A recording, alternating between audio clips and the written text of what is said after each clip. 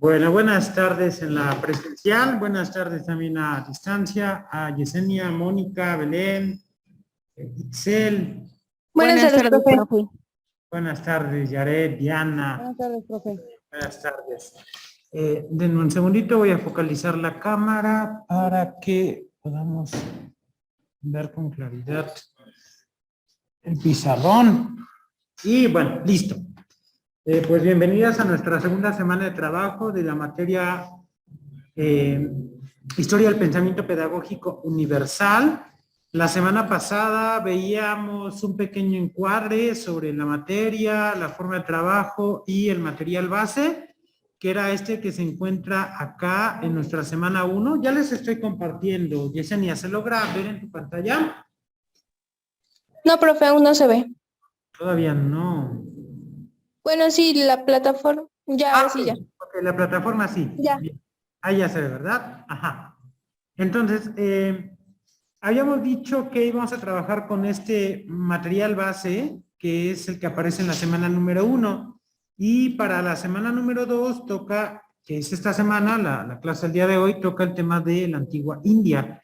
Pero, bueno, vamos a abrir el material base en nuestra semana 1 y teníamos por ahí una pequeña tareita que era la de leer lo referente a las características generales de las culturas de la antigüedad, las características generales en términos pedagógicos, y están acá.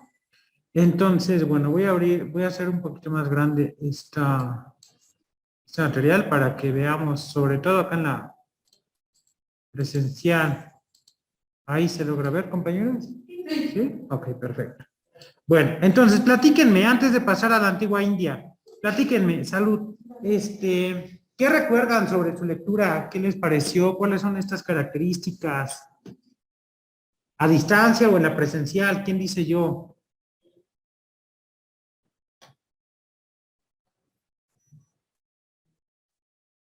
No, ninguna, no hicieron la tarea, no leyeron. ¿Qué, profe? Ah, No te preocupes. Sí, sí, adelante, Yesenia, te escuchamos. ok. Sí, bueno, de lo que nos hablaba en las primeras páginas que nos dejó leer, nos decía que íbamos a hablar acerca de los países que es la India, Egipto y China. Bueno, una de las características que estos tenían eran que tenía el tradicionalismo y el conservadurismo. Eso es en lo que se caracterizaba, que eran países de autoritarios y que el poder estaba en los sacerdotes y que tenían una estructura jerarquizada. Ajá. Muy bien, Tomando, excelente. Ajá, sí, sí, ya. adelante. Adelante, Yesenia. Tomando ya por punto, la antigua India nos decía que estaban subdivididos, como que tenían su jerarquización, que Ajá. era los sacerdotes, los guerreros, los artesanos y los siervos. Ok, perfecto, muy bien. Bueno, solamente una puntualización, Yesenia. Al comienzo decías estos países. Recuerden que la clase pasada, digamos, este esquema, teníamos una línea así, dividida en tres. Era la antigüedad, la edad media y la modernidad. ¿Vale? Y el tema de los países, sí se logra ver en la pantalla, creo que estoy viendo muy bien. Sí, pues, sí se ve. ¿Sí se ve? Ah, perfecto. Y el tema de los países, surgía hasta acá. Hasta la modernidad es que podemos comenzar a hablar de países.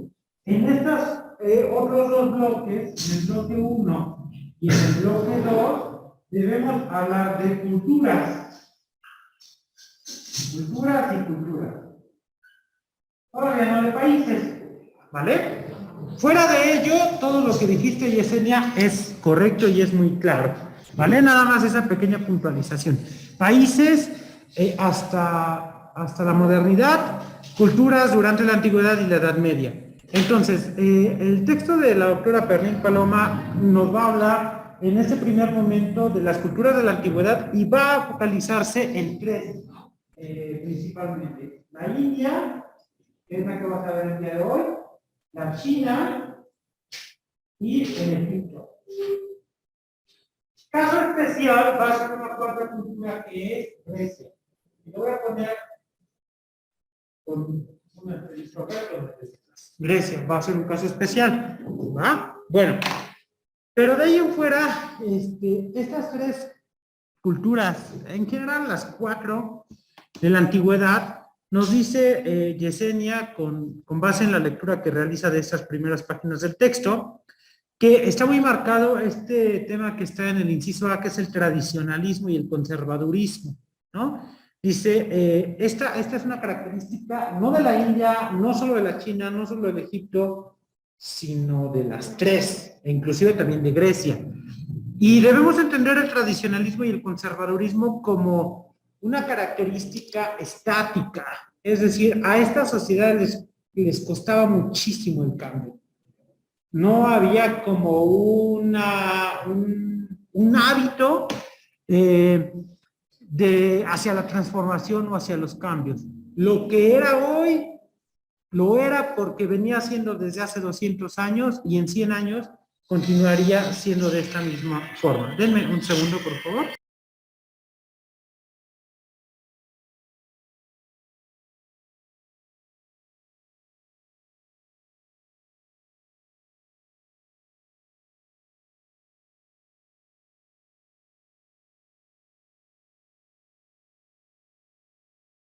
Bueno, no sé.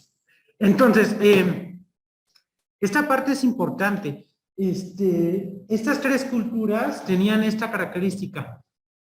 Voy a poner este ejemplo. La sociedad en México, ya en la modernidad, en un país, hace 100 años las mujeres tenían acceso al voto, al sistema democrático, ¿no, verdad?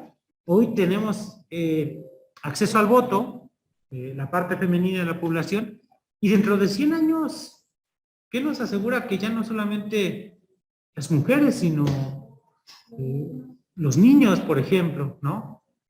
Las democracias van evolucionando y quizá dentro de 100 años la niñez también tome las decisiones de nuestro país, ¿no? Entonces, con esto quiero ejemplificar que esta cuestión del tradicionalismo y el conservadurismo era algo muy arraigado en la antigüedad que, por ejemplo, en la modernidad se ha perdido. Esto, desde luego, siempre vislúmbrenlo en términos educativos, pero no solamente en términos educativos, sino también en términos políticos, en términos sociales, económicos y demás. La otra característica era la parte del tradicionalismo.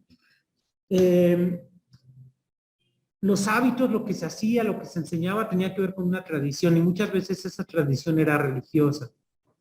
Voy a poner este ejemplo, o sea, hoy nosotros tenemos un modelo a partir de la 4T, que es bueno, un sistema, una iniciativa que es la nueva escuela mexicana, ¿no? Y entonces, dentro de 2, 3 años que gobierne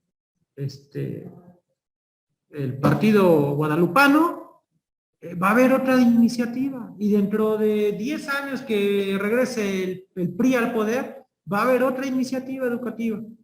Y entonces, no es tan complicado porque estamos desvinculados de la parte religiosa, pero en la antigüedad estas culturas eran altamente religiosas. Entonces, una cosa es meterle mano al tema que escribió un hombre, ¿no? Una cosa es decir, López Obrador se equivoca, u otra cosa es decir es, el modelo educativo de Peña Nieto era mejor, o el de Felipe Calderón era lo máximo, y una muy diferente es decir eso respecto a una autoridad religiosa.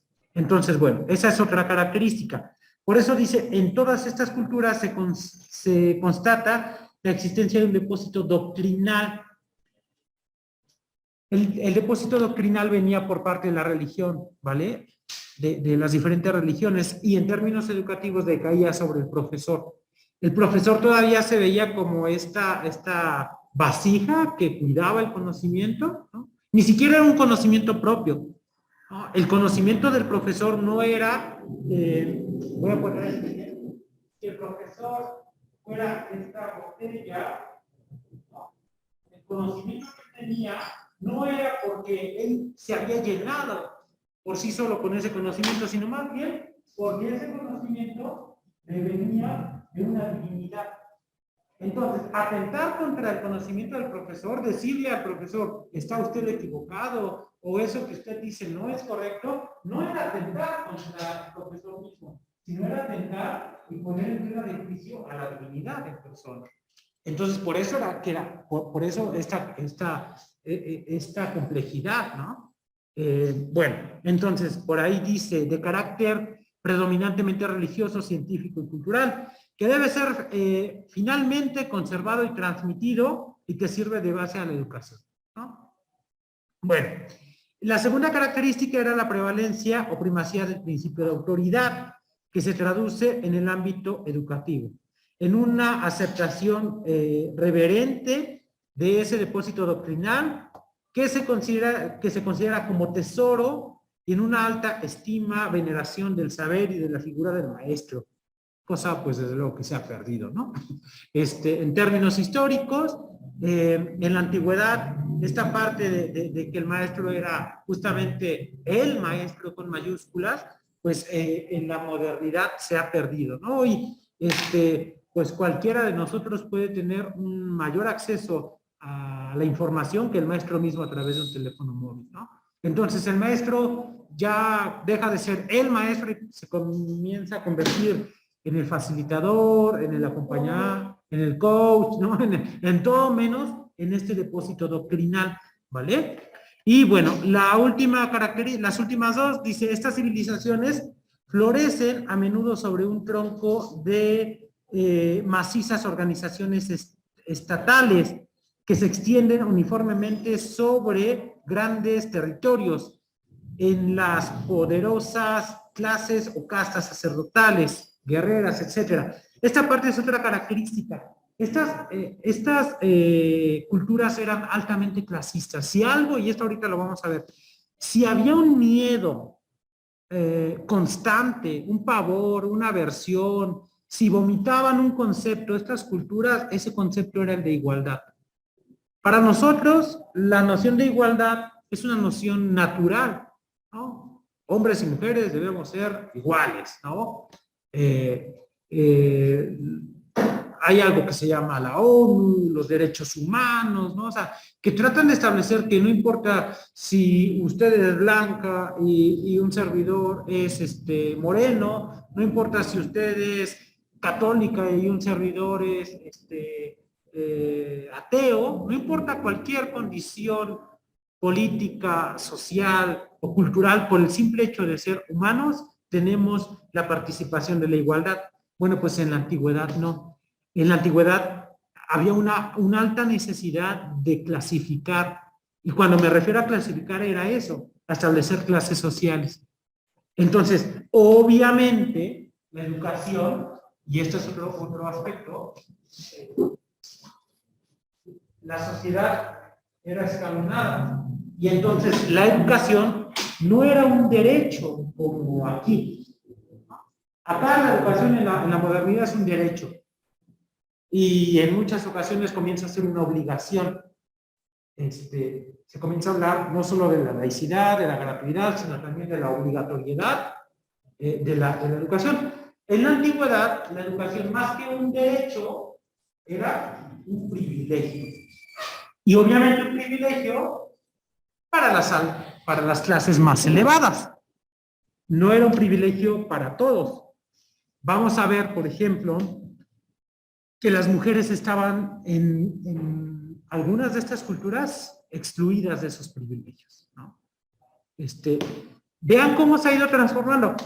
Si yo les pregunto, por ejemplo, en la educación preescolar y particularmente en la preescolar, ¿qué hay más, maestras o maestros? Maestras, ¿no? En la antigüedad esto no era siquiera pensable, ¿no? O sea, ni siquiera podía haber una alumna, y si no hay una alumna, muchísimo menos una maestra. En la actualidad, tanto se ha transformado la historia de nuestro planeta y de nuestras culturas, que hay sectores que parecieran ser exclusivos para el género femenino, ¿no? Prueba de ello es la educación preescolar. Y la educación primaria, pues no cambia mucho, ¿no? Yo me atrevería a decir que por ahí, con excepción a lo mejor del maestro de educación física y por ahí de algún otro, ¿no? O sea, el 80-60% está concentrado en el género femenino, ¿no? Bueno, y la última característica, presentan una estructura social rigurosamente diferenciada y jerarquizada, que se justificaba y fundamentaba en una concepción religiosa o filosófica. ¿Por qué es que este depósito doctrinal se asentaba sobre el género masculino? Pues porque así lo decía Dios Padre, ¿no? ¿Por qué es que las mujeres no podían ir a la escuela? Porque desde la Torá o desde el Corán o desde el Rig Veda o desde el Antiguo Testamento, las mujeres tenían eso, ¿no? O sea, no es que lo dijera fulano, lo decía el libro, el texto sagrado, ¿va? Entonces, bueno, vamos a ir viendo esto a continuación, específicamente con la cultura india, ¿va? ¿Hasta aquí dudas o preguntas, compañeras? ¿No? No, profe. Va que va. Déjenme borrar por acá nuestro esquemita.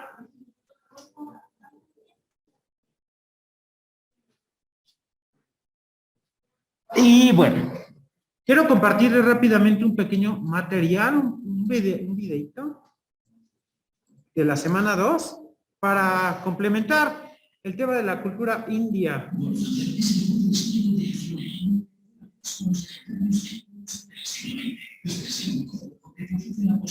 Bueno, ese no es, ¿eh? ¿Sí se logra ver, Itzel? Sí, ¿Sí se escucha?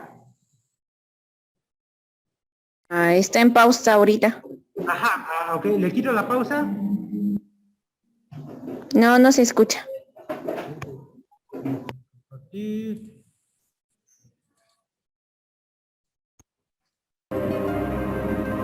¿Y ahora? Ya se escucha. Vale, vamos a ver rápidamente, para aquellos que no hicieron la lectura, pero también para los que sí le hicieron, para complementar, 3 minutitos de este pequeño video que nos va a contextualizar sobre la cultura india y pasamos directamente a la lectura y a los comentarios.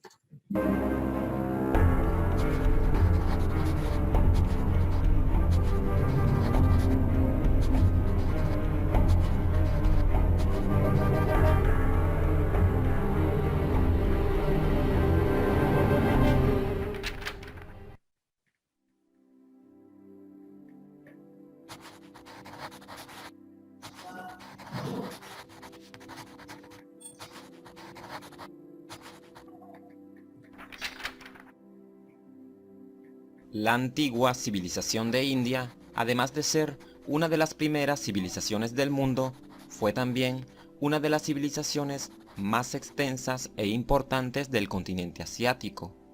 Sus orígenes se remontan al año 3300 a.C., con la aparición de la cultura del Valle del Indo.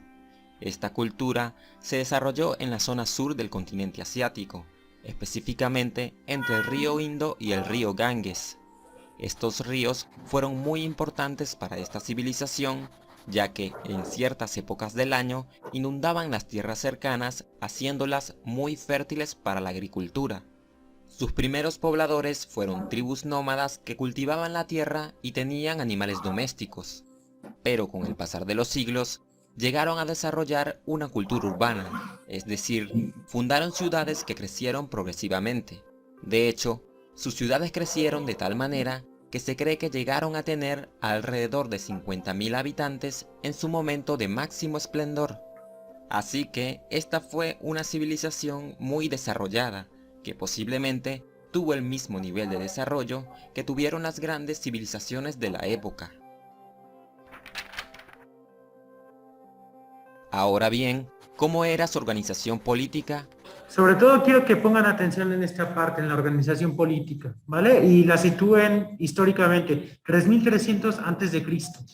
O sea, es decir, de Cristo a nosotros han pasado 2020 años, 22 años, pero de los orígenes de la India a Cristo llevaban 1000 años más, ¿no? De lo que nosotros llevamos de Cristo a la fecha, para que veamos y entendamos, porque pronto juzgamos a estas civilizaciones como con criterios modernos, ¿no? ¿Y cómo es posible que pensaran que las mujeres, pero vamos, estaban hace 5000 años, ¿no? ¿O cómo es posible que pensaran que los dioses tenían cabeza de elefante? Bueno, es un pensamiento, claro, ¿no?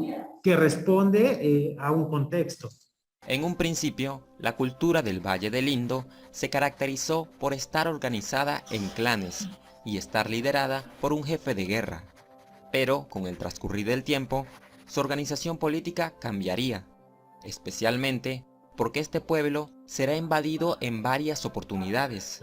Primero, fueron invadidos por las tribus arias, luego fueron los persas quienes los invadieron, más adelante lo harán los griegos, los mongoles de religión musulmana e incluso el Imperio Británico.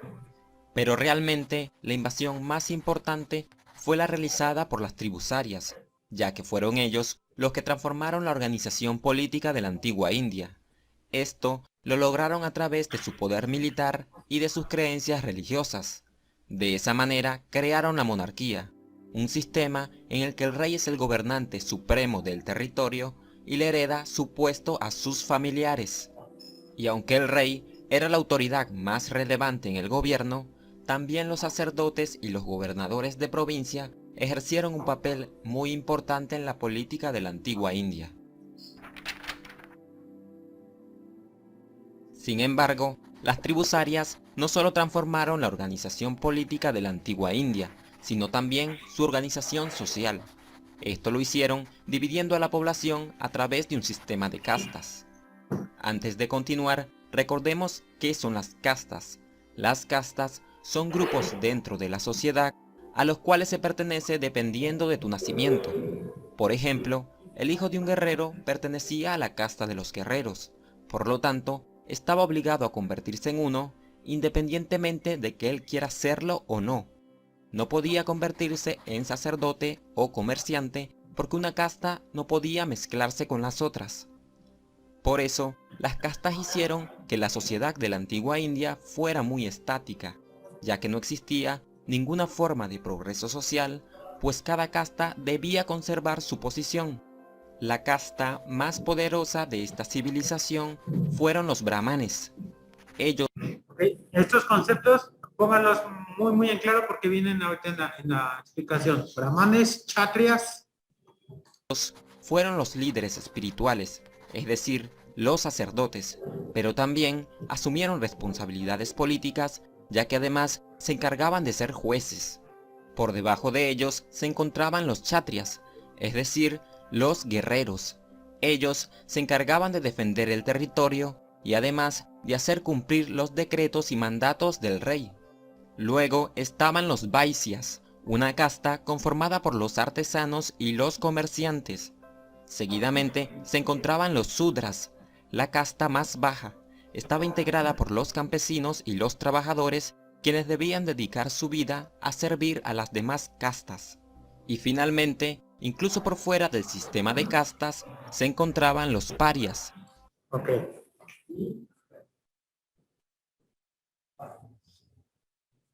Vamos a dejarla hasta acá, para que regresemos a nuestro esquema. Bueno. Este pequeño material pues refuerza y explica un poco más lúdicamente con imágenes y demás lo que estábamos comentando hace unos minutitos, ¿no? Que tenía que ver con el tema de la clasificación social. Hay algo que va a tener en común, reitero, muchas cosas que van a tener en común estas culturas. En términos de la cultura hindú, está la cuestión de las castas, que es, por ejemplo, algo que llegó hasta nuestro territorio con la llegada de los españoles, ¿no? Ustedes saben, por ejemplo, que la organización de la Nueva España, a propósito de otra materia que estamos, que es Historia de México, donde estamos analizando por ahí con otras compañeras, de la independencia de la revolución, la sociedad mexicana estaba organizada a partir de castas. Reitero, esto no es nada nuevo, esto no es de hace 200 años, sino esto es de hace 3,000, 4,000, 5,000 años, ¿no? Las castas son grupos sociales que tienen una explicación o una razón de ser fundamentada en un primer momento en una cuestión religiosa. Antes de entrarle de lleno, por ahí hablaba este video de que la forma de gobierno, la organización política de la India con la invasión de los pueblos arios fue una monarquía. Cierto, claro que sí, pero antes falta puntualizar que la forma de gobierno y la organización social antes de la monarquía en la India es una forma que se llama teocracia, una forma teocrática. ¿Alguien de ustedes sabe qué significa eso de teocrático? A distancia o acá en la presencial, alguien que nos comparta, que nos comente, ¿qué ha de significar esto de que es teocrático?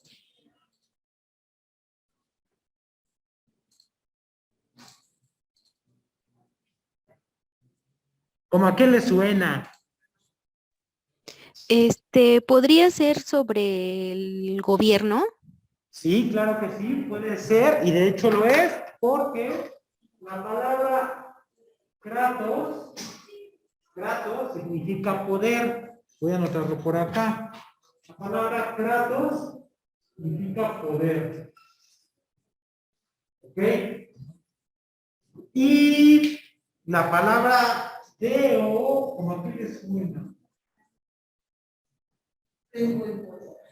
Tengo el poder. Hace rato decíamos que el depósito doctrinal en términos pedagógicos tenía un fundamento ¿de qué carácter?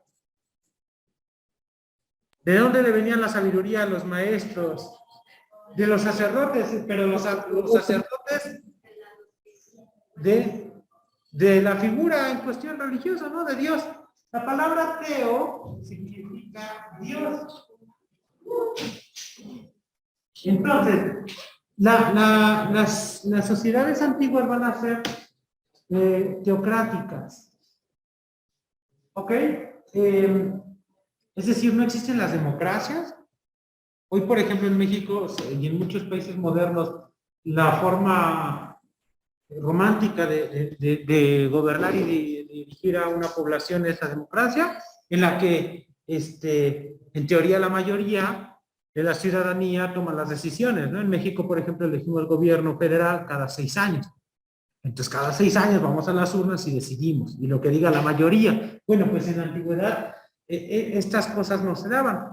La forma de gobierno y por lo tanto toda la cuestión social era teocrática, ¿no? Entonces, era porque Dios así lo quería. ¿Por qué existe el rey?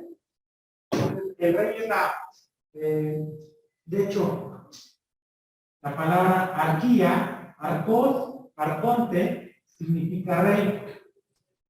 Y mono es uno. La monarquía es la forma de gobierno en la que existe un solo rey. Monoarconte, monoarcos, monarquía, ¿no? Entonces, ¿por qué la monarquía es una forma que naturalmente aparece después de una teocracia?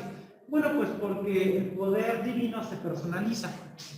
Es como que si el rey se convierte en la figura divina en la tierra, ¿no? O sea, en las teocracias el poder radica en los dioses, en él o los dioses, y solamente se representa, ¿no? O sea, yo soy como un representante, yo que soy el brahman, yo que soy el sacerdote, yo que soy el gurú, yo que soy lo que sea, soy un representante del poder de Dios, pero el poder de veras está en Dios o en los dioses.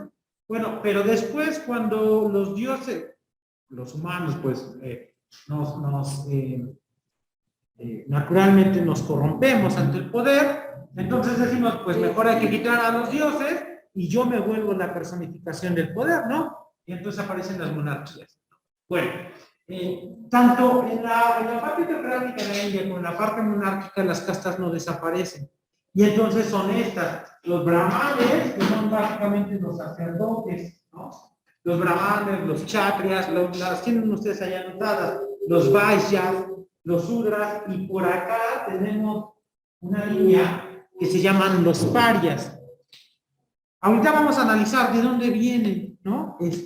Nada más y nada menos que vienen de un mito fundacional, como el mito de Adán y Eva para los cristianos, ¿no? Que así nació la humanidad y el mito de Génesis, ¿no? Bueno, pues cada cultura tiene mitos fundacionales, entonces para la cultura de la India hay un mito en el que se divide un cuerpo, y entonces cada una de esas clases sociales tiene que ver con una parte del cuerpo. Ahorita lo vamos a leer, ¿vale? Y entonces están los parias. Los parias, ¿alguien ha escuchado ese concepto? Algunos todavía lo ocupan en la actualidad.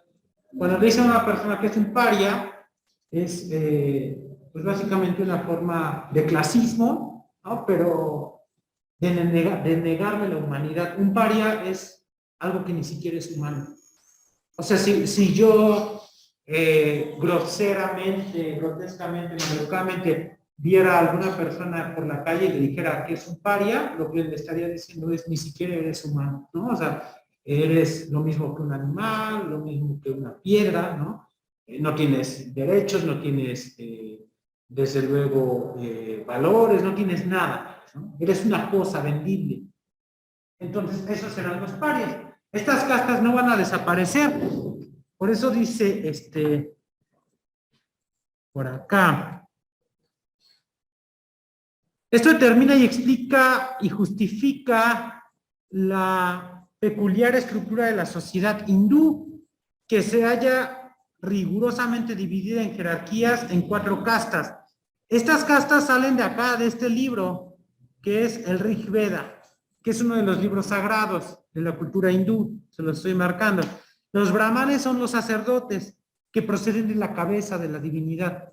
Entonces un brahman, pues, era importante, ¿no? Porque era nada más y nada menos que la cabeza de la divinidad. Un kshatriya era el guerrero o el conjunto de los guerreros, y ellos salen del pecho, ¿no? Del corazón, ¿no? De la parte a donde se albergan las mayores valentías, las mayores hazañas. Los vaishyas son los artesanos, comerciantes, labradores, salen de los muslos, del bajo vientre, de ahí vienen como la parte de los instintos, del estómago, ¿no? De los muslos que nos dan en la parte del trabajo, ¿no? La fuerza, los brazos. Los sudras, que son la parte de los siervos, que proceden de los pies. Fuera de esa estructura social están los parias, los intocables, ¿no? Los inhumanos, los que son cualquier otra cosa, carentes de una condición humana. Obviamente, la educación estaba en manos de los brahmanes, de los sacerdotes, y solamente era para ciertas clases sociales, ¿no? Esta característica, hay un concepto en nuestra, bueno, en la actualidad que se ha popularizado, que es el de movilidad social. ¿Alguien sabe lo que es la movilidad social? A distancia, Itzel Ramos, Diana Karina, Yaret, ¿alguien sabe qué es la movilidad social?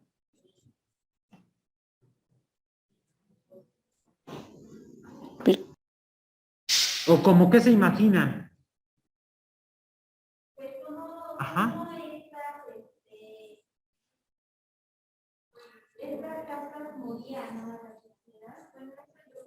Claro. Ok. Sería la forma en cómo se relaciona la sociedad. ¿Cómo se relaciona la sociedad? Va por ahí, Itzel, muy bien. Les platico, antes yo pensaba que la movilidad social tenía que ver con una cuestión de movernos de un lado a otro, ¿no? O sea, como que si eres de Puebla y hay movilidad social porque te vas a estudiar a Veracruz, ¿no? Ahí ya hay movilidad social. Pues lo entendía erróneamente. Resulta que la movilidad social tiene que ver con un concepto en el que en la modernidad, en la actualidad, si ustedes quieren verlo así, tú puedes moverte entre diferentes clases sociales. Voy a poner un ejemplo. Yo puedo haber nacido la persona más pobre del mundo, pero existe la idea a través de la meritocracia que si estudio, que si trabajo, que si ahorro, algún día, ¿qué podría hacer? Moverme de esa clase social y a lo mejor insertarme en una clase media-baja, ¿no? Y entonces, mis hijos quizá podrían en un futuro llegar a la clase media-alta, ¿no? Eso es movilidad social.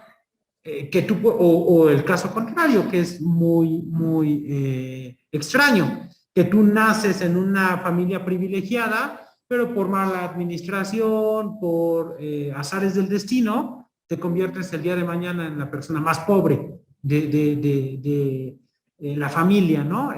Naciste con 2 millones de herencia, pero como no te sabes administrar, al paso de 10 años te endeudas, ¿no? Porque te acabaste todo eso. Eso es movilidad social. Bueno, en la antigüedad no existían estos conceptos, no existía esta idea. Si nacías, por ejemplo, Sudra, si nacías como un campesino, te morías como un campesino. Y tus hijos iban a ser campesinos. Y si eras un Sudra, lo mismo, ¿no? Es decir, no había esta posibilidad de diferenciarnos de otras clases, de otras castas más bien, ¿vale? Bueno, vamos a analizar rápidamente la cuestión del concepto de educación y las funciones del educador. Por favor, Yaret, ¿nos apoyas con el primer párrafo de esta lecturita? Sí. Yaret, ¿nos apoyas con esa partecita? Creo que no nos escucha. Bueno, le pedimos por acá a Belén. ¿Sí se ve, Belén? Sí, profe. Ok, te escuchamos.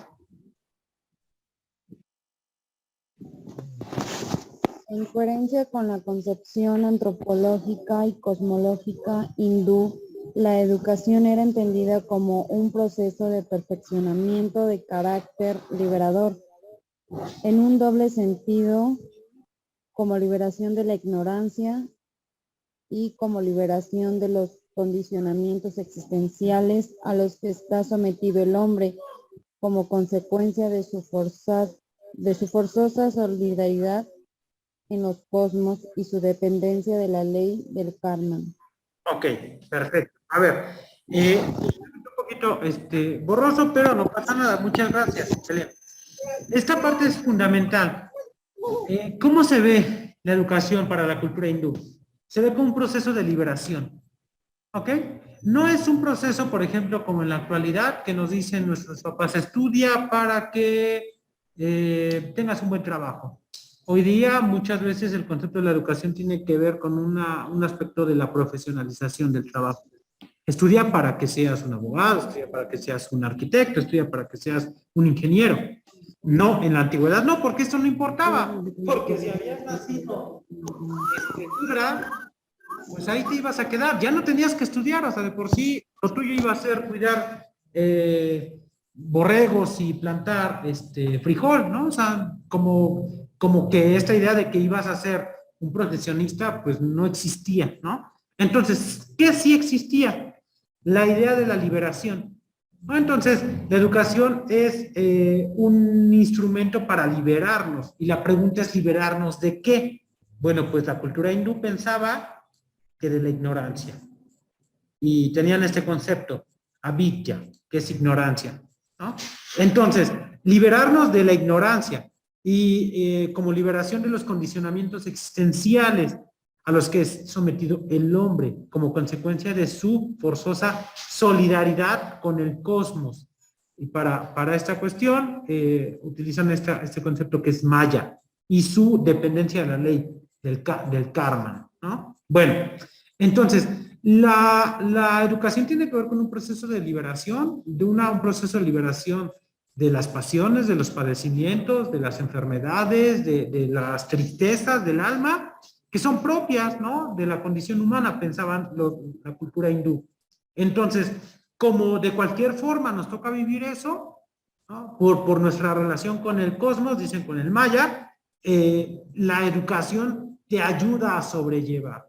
Y entonces, después vamos a ver otros conceptos que tienen que ver, por ejemplo, con estos procesos de oración, ¿no? Con estos procesos de meditación, que eran muy vinculados a la parte educativa. En esta tarea liberadora aparece la figura clave del educador o maestro. No se le decía educador, no se le decía maestro, sino que se le denominaba gurú, ¿no? El gurú era esta figura que te ayudaba o que ayudaba a las clases más altas a liberarse del condicionamiento humano. Por acá nos dice, no te preocupes, Yaret, nos dice, el gurú está revestido de una imagen reverencial, es decir, no es gurú porque estudió en la normal superior, no, es gurú porque así lo quiso la divinidad, porque la divinidad le dio ese don. Su misión es engendrar, dar un segundo nacimiento, un nacimiento espiritual o pedagógico. En razón de esta función, el gurú se asimila a la figura del padre, ¿ok? Y es considerado como un padre más digno de veneración que el que solamente hace donación del ser natural. Es decir, en la antigüedad, la figura del gurú, la figura y el ejercicio pedagógico tenía que ver mucho con la parte espiritual, cosa nuevamente que discrepa mucho de nuestra educación contemporánea, moderna. Hoy hay una discusión sobre si, por ejemplo, la iglesia o las órdenes religiosas o las religiones deberían meter o no sus narices en la educación. Se habla de la laicidad. La educación tiene que ser laica. Bueno, pues en la antigüedad, si un hindú de hace 3000 años nos escuchara, diría, pero qué absurdo es eso. O sea, entonces, ¿para qué la educación? Si no es para lo espiritual, ¿para qué cosa debe ser la educación? Es más, en los Vedas, en los Rig Vedas, que son estos libros sagrados, se considera que este segundo nacimiento en Dios, que provoca el que enseña los libros sagrados, es el verdadero nacimiento, que no puede ser dañado por la edad ni por la muerte. La educación era entonces también una forma de trascender la muerte, ¿no? De sobrellevar la vida, pero sobre todo de trascender la muerte. Esa también es... Y sí, adelante, te escuchamos.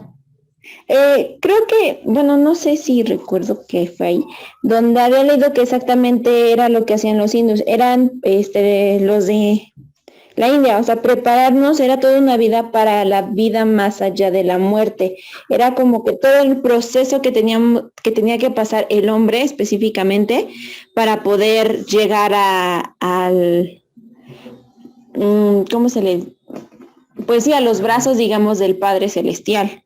Claro, sí, en este caso, la figura de la divinidad en la cultura hindú es una figura mucho más energética, o sea, no es como en el cristianismo que es casi personificada, o sea, no es padre, ¿no? Sino es el cosmos, es el maya, ¿no? Entonces, sí, la educación es como un proceso de purificación, ¿no? Para que después de la muerte te puedas unir en este cosmos. Para conseguir ese fin, gracias Itzel por la participación, el maestro tiene 3 funciones principales. Ya sabemos qué es el gurú, pero ahora, ¿cuál es la chamba del maestro? 1. La enseñanza o instrucción del maestro transmite al discípulo las enseñanzas o doctrinas contenidas en los libros sagrados. Oye, que hay clase de matemáticas y que después tengo clase de geografía y que al último tengo clase de lengua, pues no. O sea, o que el maestro tiene que hacer planificaciones. No tienes que planificar nada, porque todo ya está escrito en los Rig Vedas, en los libros sagrados. O sea, no, que hay clases de historia, no importa la historia, lo que importa es que aprendamos, que transmitamos el texto sagrado. Inciso B, la iniciación y guía del alumno en el estudio e investigación personales. En este sentido, el maestro suministraba al discípulo temas de estudio orientando su trabajo, contesta a sus preguntas y resuelve sus dudas, ¿no? Esta parte también va a ser importante. La educación en la antigüedad, específicamente en la cultura hindú, y por ahí en la cultura griega, particularmente en la ateniense, va a ser una educación personalizada. Hoy, por ejemplo, yo soy un profesor, estoy frente a grupo, tengo a 8 alumnos a distancia y tengo a 4 en la presencial. Tengo a 12 alumnos. Yo los veo los veo los días sábados de 2 a 3 de la tarde. De ahí no los vuelvo a ver y lo que ustedes hacen con su vida, pues no determina lo que yo hago con la mía, ¿no? No nos volvemos a ver y nos vamos a ver solamente de aquí a diciembre y ojalá nos volvamos a ver a partir de enero con otra materia. Cada quien tiene su vida y cada quien tiene su espacio, pero en la antigüedad la educación era personalizada. Entonces, pues nada de que yo soy un maestro para 12. No, yo soy un acompañamiento, yo soy un maestro para 1 o para 2. ¿Por qué? Porque tengo que comer con ustedes, tengo que enseñarles a ustedes, a ese 1 o a esos 2. Tengo que trabajar con ustedes. Y nada de que 4 meses, un cuatrimestre. No, es a lo largo de todo un proceso de vida, ¿no? Entonces, esa era la figura. No me gusta hacer como la comparativa, pero si alguien ha sido padrino de bautizo, de confirmación en los rituales católicos, me entenderá un poco, que es mucho esta idea de no eres padrino para una fiesta o para un año, eres padrino para toda la vida. Entonces, por ahí va el sentido, ¿no? De la figura del profesor. Inciso C. Inciso C. Por último, se encarga la formación y dirección espiritual del discípulo y acá viene un concepto que es el concepto del alumno. Está complicado, dice Brahmacharin, ¿no? Brahmacharin. Recuerden que los sacerdotes eran los brahmanes, el maestro es el gurú, y entonces el alumno es el Brahmacharin, ¿no? Se escucha chistoso. Bueno, conceptos importantes, estos. El sujeto de la educación, la condición del discípulo. Esto era lo que le tocaba hacer al gurú, al maestro. Pero ahora vamos a ver rápidamente cuál es la chamba del discípulo. Diana, Karina, ¿nos apoyas con esta primera partecita? ¿Qué nos dice Diana? Creo que no nos escucha. Dulce, ¿estás con Yaret? Sí, te escuchamos, por favor. Dice, para recibir enseñanza y poder acceder a la sabiduría, se requieren determinadas condiciones en el discípulo, además de pertenecer a una de las 3 castas superiores: brahmanes, que son los sacerdotes; kshatriyas, príncipes y guerreros; vairas, artesanos, comerciantes y labradores. Los subras estaban excluidos. Se requiere tener o haber conseguido previamente determinadas cualidades o disposiciones. Discriminar entre lo real, lo aparente, lo intemporal y lo transitorio. Espérenme que no me alcanzo a ver bien. Ya. El apaciguamiento de las pasiones renuncia a los placeres efímeros. Tener devoción a Dios y al maestro, etc. Además, se exigía no proceder de una familia maldecida por los brahmini, no haber sido iniciado por otro gurú, no ser deficiente mental, disminuido físico o tener defectos de motilidad o lenguaje.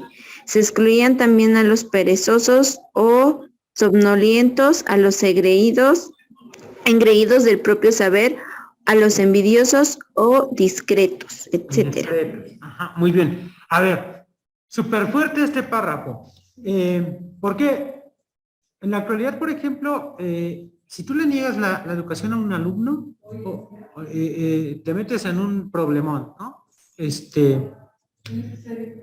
Exacto, la idea de la inclusión, ¿no? O sea, pero mi cabello largo, no estudio con el cabello, ¿no? Dicen los chavos.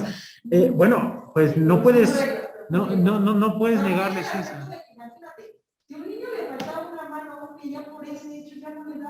Claro, ¿no? Y además, o sea, a lo mejor el chico que se deja el cabello es una decisión conjunta con los padres, ¿no? En el mejor de los casos, en el peor de los mismos, hasta se puede volver un capricho del adolescente, del estudiante. Pero Nuevamente, él decidía, pero acá hay otra parte que tiene que ver con los defectos de nacimiento, ¿no? Hoy, por ejemplo, si yo fuera hindú de hace 2500 años y tengo miopía, no podría estudiar, porque tengo una condición corporal que me lo impide. Y si hay una persona, por ejemplo, no sé, que nació exacto, a eso iba, ¿no? O sea, ni se diga sobre situaciones vinculadas con el desarrollo cognitivo. Síndrome de Down y todas estas cuestiones no merecían ni siquiera el intento por ser educados, ¿no? Ni otras cosas vinculadas con el cuerpo, ¿no? O sea, que si nací con una joroba, pues ya me fregué porque jamás voy a poder acceder a la educación. Además de que nuevamente la educación solo era para los brahmanes, para los kshatriyas y para los demás. Exacto, ¿sí? Ojo. Todo esto, igual pensando, la parte masculina, ¿sí? Sí, porque ni siquiera se menciona porque se da por entendido, ¿no? Bueno, vamos rápidamente por acá, porque nos quedan unos minutitos. Nos dice, entonces ni pensar en estudiar en ese tiempo, nos dice Yaret. Pues no, o sea, y otra parte, o sea que, vean esta selección, o sea, en la relación entre alumno y discípulo, entre alumno y maestro, perdón, era una relación espiritual muy, muy cercana, ¿no? O sea, que si ya iniciaste con otro gurú y pues ya te quedaste con él, es como esta cuestión del matrimonio, ¿no? Hoy todavía... Yo conozco a personas que, sobre todo con las señoritas, le dicen, tu primer novio es con el que te vas a casar, ¿no? O sea, y ese es para toda la vida. Nada de que ya empezaste una relación con este chico y a los 5 años, a los 3, ya te conseguiste a otro. No. Ese era un poco el sentido de la relación entre un gurú y un discípulo. Si empezabas una relación espiritual, ¿no? Cognitiva, pedagógica con un gurú, no podías abandonarla a la mitad del camino. ¿Ok? Bueno, supuestas estas condiciones y excluidos estos defectos del brahmachin, discípulo o estudiante, inicia el proceso de su formación con una solemne ceremonia minuciosamente regulada, ¿no? Y acá tiene el nombre de la ceremonia, y bueno, nos habla un poquito por acá. La figura del educador maestro gurú. Nos dice, la palabra gurú del sánscrito hace referencia a una persona de peso. Ojo, no gordito, no. De peso se refiere metafóricamente al papel fundamental que desarrollaba una sociedad. Responsable. Puede designar tanto a un líder religioso como un profesor de una materia determinada o a un maestro espiritual. Es sobre todo un preceptor espiritual, un guía, un consejero. A pesar de lo dicho, la primera nota definitoria de un auténtico gurú es su condición de discípulo, porque no habla en nombre propio ni enseña una doctrina original. Es decir, reitero, no es así como que yo planeé esta clase, no es así como que lo que yo les digo es porque a mí se me ocurrió, no. Es portavoz y representante de una determinada escuela y como tal transmite fielmente la doctrina original comunicada desde tiempo inmemorial por los primeros maestros de la escuela, a través de, o sea, ¿quiénes? Los sacerdotes, los dioses, ¿no?